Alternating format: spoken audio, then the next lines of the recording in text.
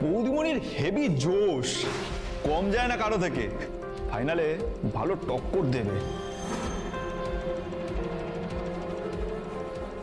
Congratulation, সত্যি দারুণ dance করেছেন আপনি।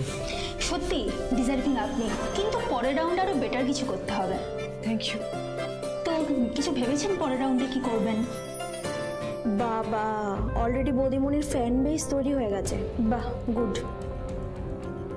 ওয়েল উইশার উইশ করুক, ভালো করে উইশ করুক।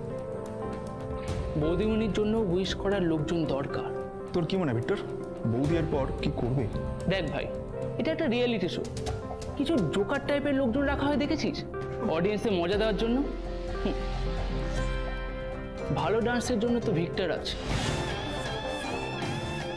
আর জোকারের পার্টটা করবে বৌদিমণি। বৌদিমণি জিতবে না কোনোভাবেই, তাই তো? যেখানে আমি আছি সেখানে অন্য কেউ জিতবে সেটা ভাবছিস কি করে? তবে আজ জেতাটাও দিই, সাথে বৌদির হারাটাও। কি করবি?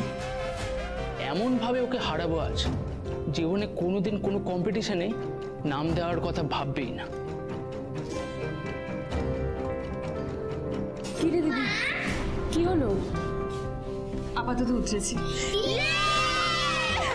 মায়ের পায়ে চোট আছে। মা, তোমার লাগলো? সরি। হিংসুকুটি, তুমি তো খুশিতে করেছো। খুশির চোটে কি আর অত চোটের কথা মাথায় থাকে? তোমাদের এত ভাবতে হবে না, কোনো চোট তোমাদের মাকে আটকাতে পারলো কি? ফাইনালে জেতা থেকেও কেউ থামাতে পারবে না। চল তাহলে যাওয়া যাক। চলো অর্জুনদা, চলো সোনার উপা। মা, ঠিক আছো? ঠিক আছিস? হ্যাঁ, আমি ঠিক আছি। আসলে পায়ে একটু প্রেশার পড়ে গেছিল। তুই আমাকে প্রেশার দিছ? হ্যাঁ, আস্তে আস্তে আস্তে কথা।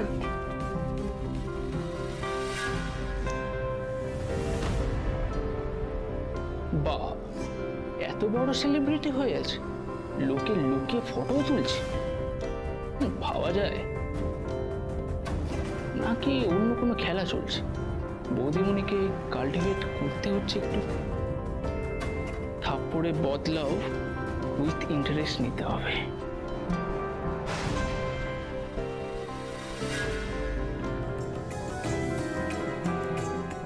এইটা দিলে মায়ের পাটা সেরে যাবে। তুমি ঠিক ভালো করে নাচতে পারবে মা, দেখে নিও। জানো হিংসুকুটি, আর সব সময় ফার্স্ট হয়। সেইবারে ফ্লাওয়ার কম্পিটিশনে মা ফার্স্ট হয়েছিল। রূপা কত মজা করেছিল।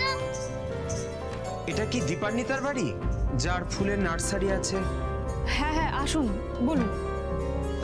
হ্যাঁ, আমি দীপান্বিতা। বলুন তো কি হয়েছে? আপনার জন্য একটা কাজ আছে। একটা বাচ্চার জন্মদিনের ভেন্যুটা সাজাতে হবে।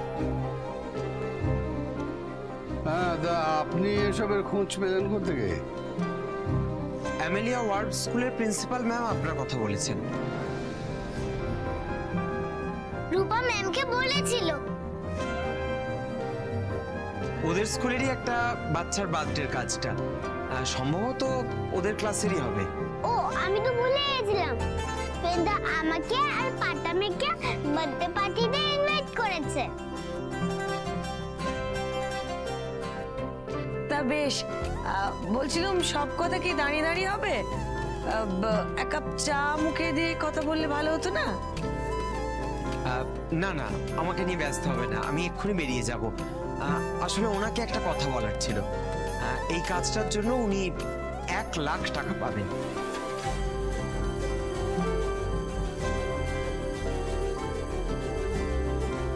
এতগুলো টাকার কাজ কিছুতেই হাতছাড়া করা যাবে না বনু। আমি রাজি। কবে যেতে হবে বলুন? কাল। কাল? কালই? কেন, প্রবলেম? বৌদি, তুমি কি পারবে যেতে না কাটিয়ে দেবে? তোমার তো কালকে আবার ডান্স কম্পিটিশন আছে।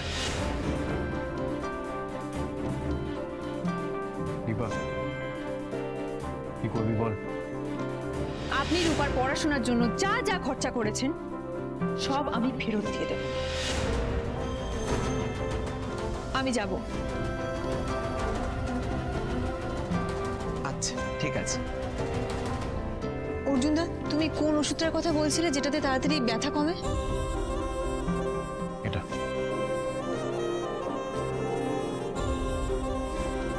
তোর এই পায়ে ব্যথা এত প্রেশার দেওয়া ঠিক হবে?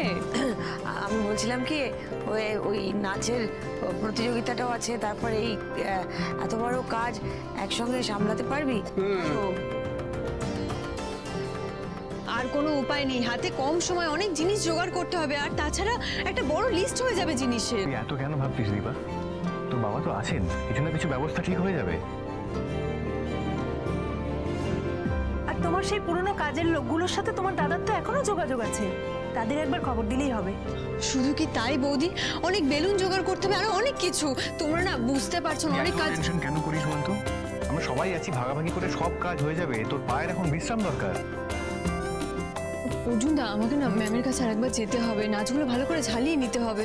সবাই সবটা সামলাচ্ছে, আমি আমার পেশেন্টকে সামলাচ্ছি। এই অবস্থায় তো ছেড়ে দেওয়া যায় না। তুমি তো মায়ের লড়াই দেখতে চেয়েছিলে, এবার দেখো।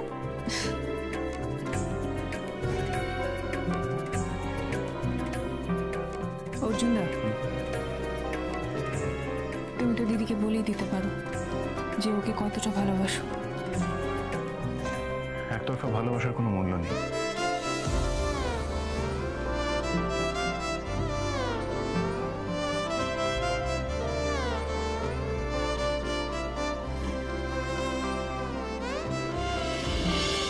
কি বলছো কি? এত কিছু হয়ে গেল? তাহলে আর বলছি কি? আচ্ছা, ডান্স কম্পিটিশনটা যেন কবে বললে? কাল। কাল? তাহলে আর আমাকে কে আটকায়? আমি তো যাবই। ঠিক আছে, তাহলে কালকে দেখা হবে। হ্যাঁ হ্যাঁ হ্যাঁ, রাখছি। Tata tata tata.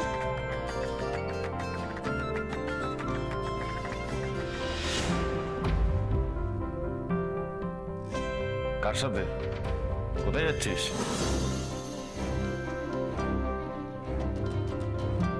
এরে, দাদাই কখন আসলো খেয়ালই করিনি।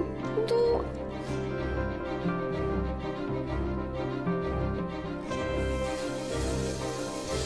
কি হলো, চুপ করে আছিস কেন? তোকে কিছু জিজ্ঞাসা করছি তো।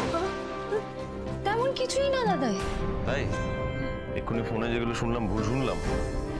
কোথায় যাচ্ছিস কালকে? তুই না দাদাই, কি শুনতে কি শুনে ফেললি? এরকম কিছুই না। তিস্তা,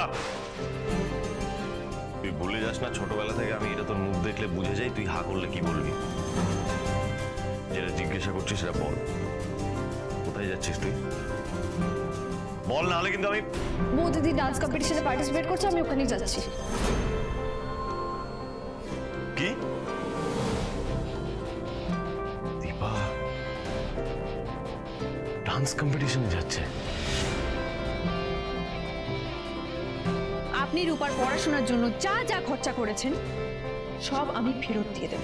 আর ইউ শিওর যে ডিসিশনটা তুমি এক্ষুনি নিলে ভেবে নিচ্ছ তো? পরে গিয়ে আবার বলবে না তো? যা বললাম তা যদি আমি না পারি তাহলে এই কেসই আমি লড়বো না।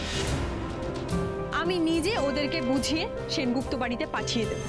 তাহলে আমাকেও তো ওখানে যেতে হবে। আমিও দেখবো দীপা টাকার জন্য তুমি আর কত দূর যেতে পারো।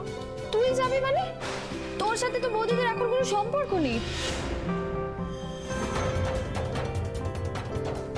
এছাড়া আমাদের হাতে আর কোনো উপায় নেই দীপা। আপনি সেটা করতে পারলেন ডাক্তারবাবু? দাঁড়ান, যে যাই বলুক না কেন আপনি আমার শেষ আশ্রয় ছিলেন ডাক্তারবাবু। আজ আপনি এই কাজটা করলেন। আমি কোথায় যাব না যাবো সেটা তুই ঠিক করবি না আমি ঠিক করব? ওখানে আমি যাবোই। দীপাকে আটকাবোই যেভাবে হোক। দাদাই,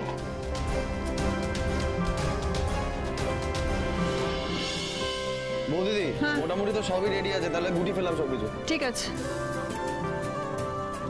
মা, খুব সুন্দর হচ্ছে, খুব ভালো লাগছে। মা, তুমি কি এখান থেকেই ডান্স কম্পিটিশনে যাবে? হ্যাঁ মা, এখান থেকেই যাব। ইচ্ছুকুটি, তুমি দেখো মা ঠিক জিতবে। জিততে তো হবে, জিততে তো হবে। আজ রূপাদের ডাবল মজা। কি করে? একদিকে রূপা আর ইঞ্চুকুটির ফ্রেন্ডের বার্থডে পার্টিতে খুব মজা করবে, আর ওরে বাবা থাম, আগে তো যাই, তারপর তো বুঝতে পারবো। আর আমি একা নাচ করব না, ওখানে আরো অনেকে আছে, তারাও খুব ভালো ডান্স করবে। কিন্তু তোমার মতো না।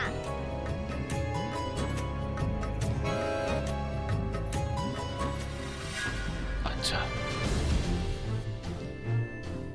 একজন বাবাকে তার মেয়েদের থেকে দূরে সরিয়ে নিয়ে যাওয়ার জন্য তুমি এত কিছু করছো, ভেন্যু সাজাচ্ছ, কম্পিটিশনে যাচ্ছ, কম্পিটিশন জিতবে, আবার টাকাটা জোগাড় করে আমার কাছে নিয়ে আসবে আর বলবে যে ডাক্তারবাবু আপনার মেয়েদেরকে আমি নিয়ে চলে যাচ্ছি।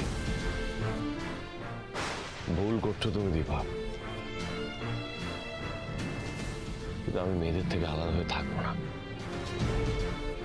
কিছু তো আমাকে করতেই হবে, কিছু একটা করবোই। এই যে দীপা ম্যাডাম, আপনি কি রেডি? হ্যাঁ আমি রেডি, আর এদিকেও সব কমপ্লিট। ভেরি গুড, আপনার রথও রেডি, এবার আপনি যাবেন তো?